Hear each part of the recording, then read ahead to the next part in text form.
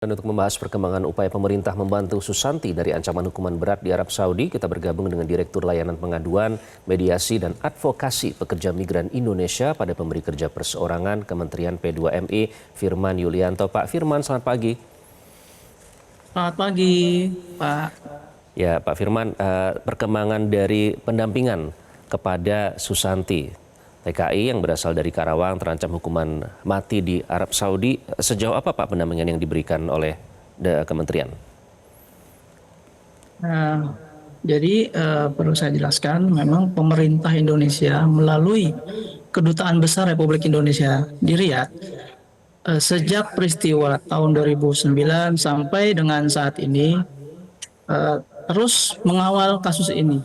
Tentunya hingga diperoleh keadilan bagi Saudara Susanti sejak vonis yang hukumannya tahun 2016 telah melakukan pendampingan melalui atas hukum Kedutaan Besar Republik Riyadh dan pengacara yang mengawal yaitu Ali Gamdi telah menghadiri persidangan upaya hukum yang telah ditempuh, tentu melalui jalur negosiasi maupun diplomasi guna mengupayakan tanazul yang meliputi pendampingan hukum, pendampingan psikologi bagi Susanti dan keluarga, mediasi dengan keluarga korban, komunikasi dengan utusan keluarga korban, ahlud-dam, dan tentunya pendekatan melalui lembaga pemaafan dan perdamaian hingga korespondensi diplomatik dari Bapak Presiden Republik Indonesia kepada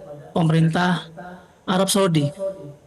Oke, Demikian. benarkah denda itu harus dibayarkan kepada keluarga yang di Arab Saudi dalam hal ini, dan berapa denda yang diminta, Pak?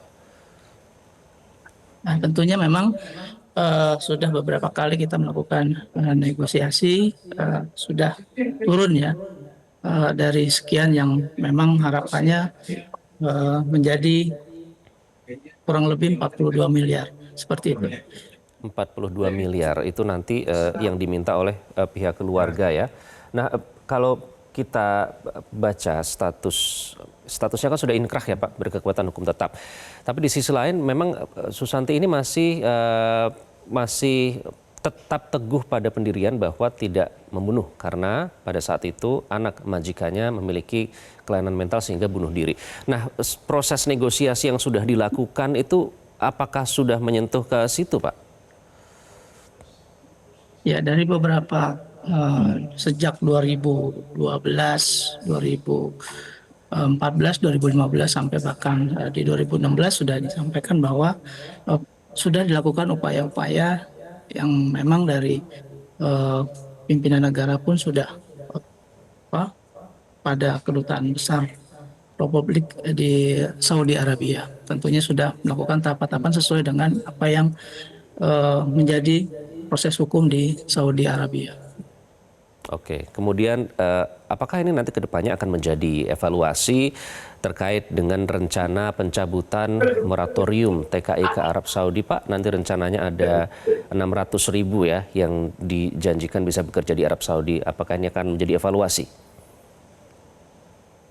Ya, evaluasi menjadi penting tentu dengan transformasi badan telah diperkuat menjadi kementerian sesuai arahan Bapak Menteri Pelindungan Pekerja Migran Indonesia, Bapak Abdul Qadir Karding, telah menyatakan bahwa pelindungan terhadap pekerja migran akan menjadi hal yang utama dari pelindungan hukum, sosial, dan ekonomi sesuai kewenangannya. Tentu peningkatan tata kelola pelindungan serta kemudahan akses pelayanan, dan terus melakukan penyebarluasan bekerja ke luar negeri yang aman dari desa dengan melibatkan pemerintah daerah, pihak-pihak pemerhati pekerja migran, tentunya dengan NGO atau pegiat yang memang peduli dengan pekerja migran Indonesia, sehingga terhindari eksploitasi dan pekerja migran dan keluarganya menjadi sejahtera dari yang diharapkan, tentunya perbaikan ekonomi. Oke, karena eksploitasi itu juga menjadi salah satu alasan diberlakukannya moratorium ya. Pak Firman, artinya pemerintah apakah akan memenuhi jika nanti dendanya memang sudah sesuai dengan kesepakatan, apakah akan memenuhi dengan membayar denda itu? Tapi tentunya pemerintah sedang fokus untuk mencari paling tidak berupaya apa yang menjadi harapan bagi semua pihak yang tentunya masih terus dilakukan. Oke, masih terus dilakukan upaya tersebut. Apa yang menjadi jaminan, Pak, dari kedua belah pihak, terutama dari pemerintah Arab Saudi, untuk keamanan dari teman-teman TKI yang nanti rencananya akan bekerja di sana jika moratorium ini dicabut?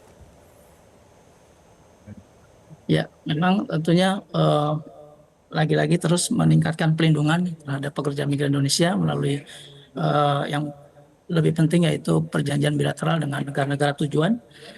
Kemudian juga melakukan pengawasan yang lebih ketat, tentunya pengawasan yang lebih dari sisi pencegahan untuk penipuan, perlakuan tidak adil tentunya menjadi hal yang utama dari eh, apa yang kita harapkan pemenuhan hak-hak bagi pekerja migran Indonesia. Kemudian juga pendidikan dan pelatihan. Nah, ini memberikan pendidikan dan pelatihan kepada pekerja migran Indonesia dari sebelum berangkat kerja ke luar negeri untuk meningkatkan kesadaran maupun keterampilannya ketika nanti sudah melakukan pekerjaan yang sesuai kompetensinya. Oke, kalau dari aspek kesejahteraan, Pak, apa yang disepakati antara pemerintah Indonesia dan pemerintah Arab Saudi? Karena di situ ada butir soal upah dan juga soal asuransi. Apa nanti yang akan dijanjikan, Pak? Ya, memang asuransi yang dijanjikan tentunya dari asuransi kesehatan, kemudian juga antisipasi jika masalah ketenagakerjaan yang tentu menjadi penting bagi kita semua, semuanya untuk dipastikan bahwa itu dijamin pelindungannya oleh kedua negara, artinya pemerintah Saudi dan pemerintah Indonesia. Soal upah minimum, Pak, katanya sudah ditetapkan. Ya, sesuai memang apa yang telah menjadi concern kita, upah ya 1.500 yang sudah disampaikan oleh Bapak Menteri. Artinya setara 6,5 juta per bulan ya. Dan nanti memang 400.000 pekerja di lingkungan informal dan 200.000 untuk pekerja formal begitu ya Pak ya. Salah satu nanti yang sudah disepakati dengan pemerintah Arab Saudi. Baik, Pak Firman terima kasih sudah bergabung dengan Selamat Pagi Indonesia. Pak Firman Yulianto, Direktur Layanan Pengaduan Mediasi PMI Kementerian P2MI. Jelajahi cara baru mendapatkan informasi. Download Metro TV Extend sekarang.